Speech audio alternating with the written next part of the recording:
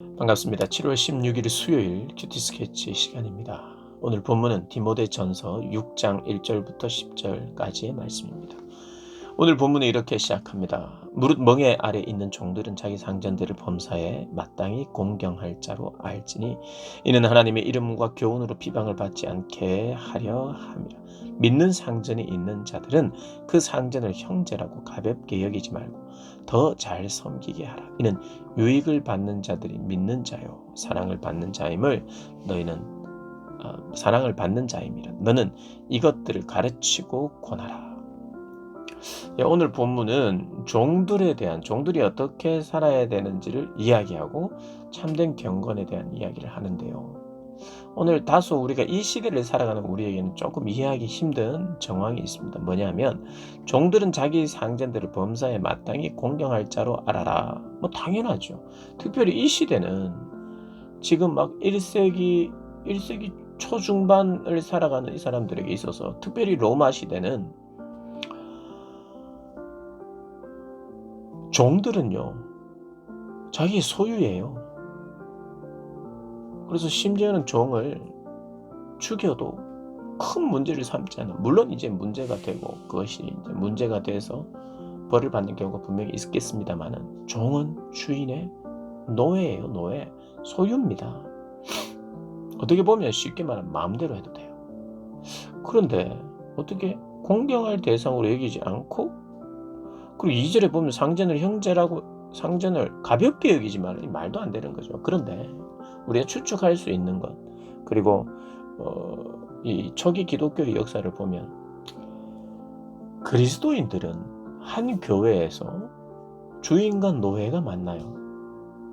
이방인과 유대인도 만나죠. 한 몸입니다. 그러다 보면 이 그리스도인 주인들이 종들을 그리스도의 말씀을 따라서 잘해주려고 하는 마음이 생기는 것이고, 교회에서는 한 형제요 자매인 거죠.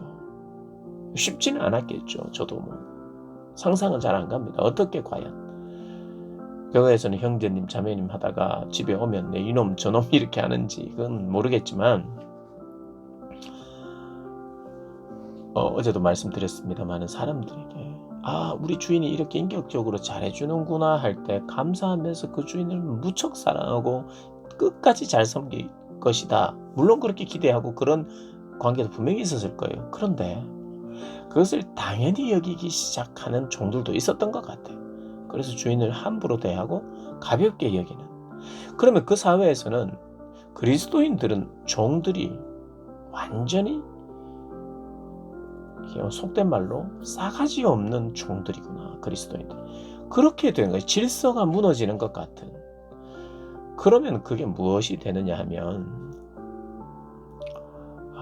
하나님의 이름과 교훈으로 비방을 받게 된다는 거예요. 하나님 믿고 예수님 믿는 자들은 이 시대에 당연시 여기는 종과 주인의 관계를 허물어뜨리는 저 종들을 쉽게 말하면 싸가지 없게, 아주 예의 없게 그렇게 바라보는 것은 곧 하나님의 이름을 욕되게 보이는 거라는 거예요. 이게 좀 특수한 그런 이 시대의 상황이었던 것 같아요. 그러면서 이제 3절이 다시 한번 경건에 대한, 참된 경건과 거짓 경건에 대한 이야기를 하는데요. 3절에 보면 누구든지 다른 교훈을 하며 바른 말 곧 우리 주 예수 그리스도의 말씀과 경건에 관한 교훈을 따르지 않으면, 4절 그는 교만하여 아무것도 알지 못하고 변론과 언쟁을 좋아하는 자니 이로써 투기와 분쟁과 비방과 악한 생각이 나며. 오늘 3절부터 마지막 절까지는 인간이 범죄하게 되고 교만하게 되고 믿음의 자리를 떠나게 되는 논리적인 순서를 지금 하고 있습니다. 명확하게 지금 쓰고 있는데요. 우리가 이제 그 디모데전서 1장을 쭉 보다 보면 문제가 어디냐 하니까 거짓 교훈을 가르치는 자가 문제였어요. 그러니까 그들에게 왜 그런 문제가 생겼냐? 이단으로 조직적으로 들어온 게 아니에요. 성도였어요. 교인이었어요. 그런데 이 교인들이 변질이 되었는데 그게 왜 변질이 되었느냐? 첫 번째 시작이 뭐냐 하면 바른 교훈을 따르지 않고 예수 그리스도의 말씀을 따르지 않고 거기에 집중하지 않고 거기를 소홀히 하니까 다른 교훈들이 들어오면서 이 다른 교훈은요, 우리의 본성을 자극하는 거예요. 아담과 하와에게 하나님께서 하나님의 말씀을 주셨어요. 선악을 알게 하는 나무를 먹지 말라고. 그럼 그 말씀을 생각하면서 말씀하신 분을 생각하면서 그리고 다른 것 주신 하나님을 바라보면서 생각하면서 감사하면서 그렇게 순종하며 살아야 되는데 먹지 말라고 한 것에 마음이 빼앗겼어요. 사단이 속인 것이기도 하죠. 그래서 그걸 다른 교훈이라고 할 수 있죠. 나를 더 만족해 하지 않을까라고 하는 생각이 들어온 거예요. 다른 교훈입니다. 다른 것을 취했어요.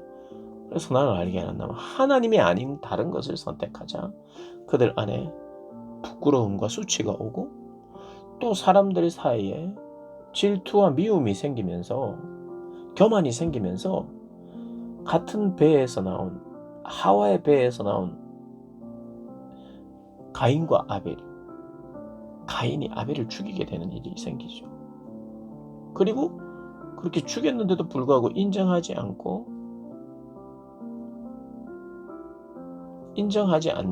그런 하나님을 떠나려 하고 교만한 모습 가지게 됩니다.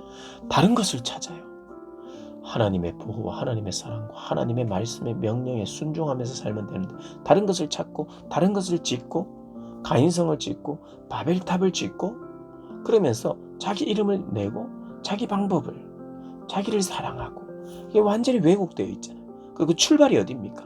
말씀의 불순종이거든요. 오늘 다른 교훈 예수 그리스도를 중심으로 한 그분으로 말미암는 복음에 집중하지 않으니 다른 교훈을 따르게 되고 4절에 교만하게 되고 아무것도 알지 못하는 자가 되고 변론 언쟁을 좋아하고 그것 때문에 투기하고 분쟁하고 비방하고 악한 생각이 나오고 마음이 부패하여지고 진리를 잃어버려서 경건을 심지어는 신앙생활도 자기의 이익을 위해서 이 이익의 방도로 생각하는 거예요. 그러니까 그 중심에는 자기가 있어요.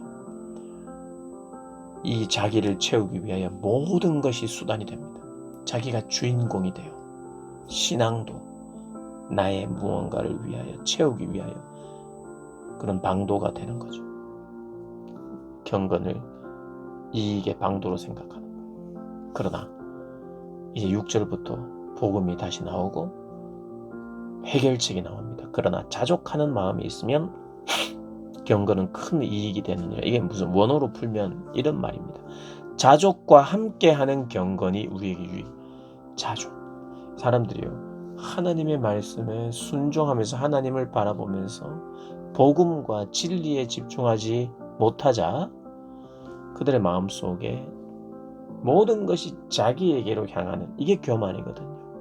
모든 것이 하나님께 향해야 되는데 자기에게 향하자 모든 것이 자기에게 집중되어 있어요.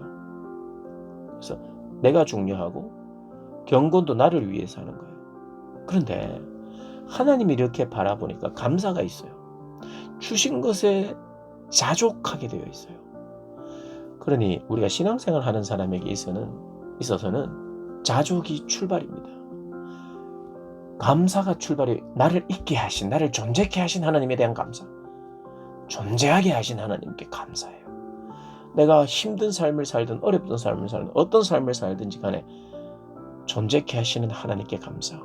주변의 것도 존재케 하셔서 나와 관계 맺도록 하셔서 사람과 관계 맺고 내가 일을 하기도 하고 은사와 재능으로 여러 가지 돈을 벌기도 하고 먹고 마시는 많든 적든 그것에 대해서 모든 것이 하나님이 주신 것으로 여기고 감사하면서 사는 거예요.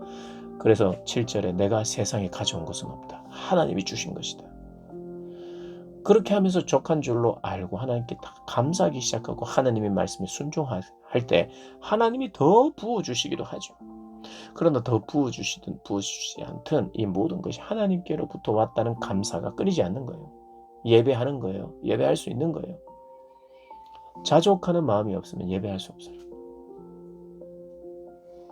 가인이 제대로 예배하지 못했어요. 감사하는 마음이 없었기 때문이에요.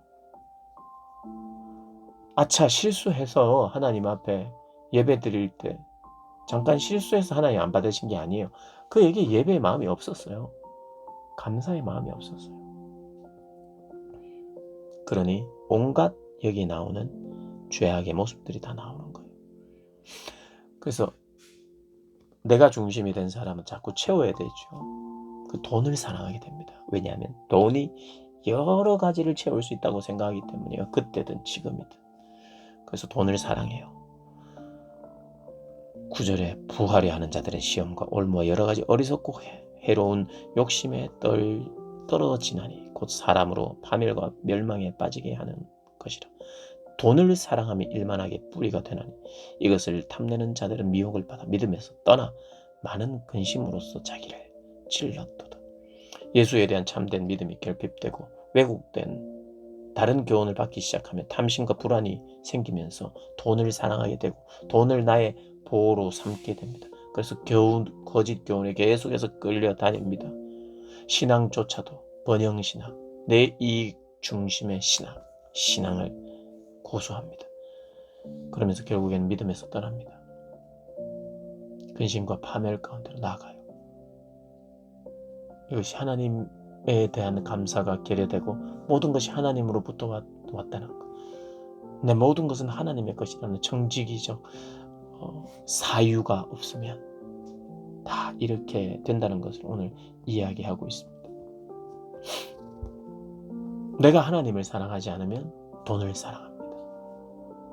그것은 나는 그렇지 않습니다 할 수 있는 사람은 아무도 없어요. 누구를 사랑하십니까? 우리는 자꾸 이렇게 하나님을 사랑하다가도 감사하다가도 막 바뀔 때가 있죠. 누가 100% 하나님을 위한 동기로만 신앙생활을 하겠습니까? 그런데 하나님을 교정시켜 주세요.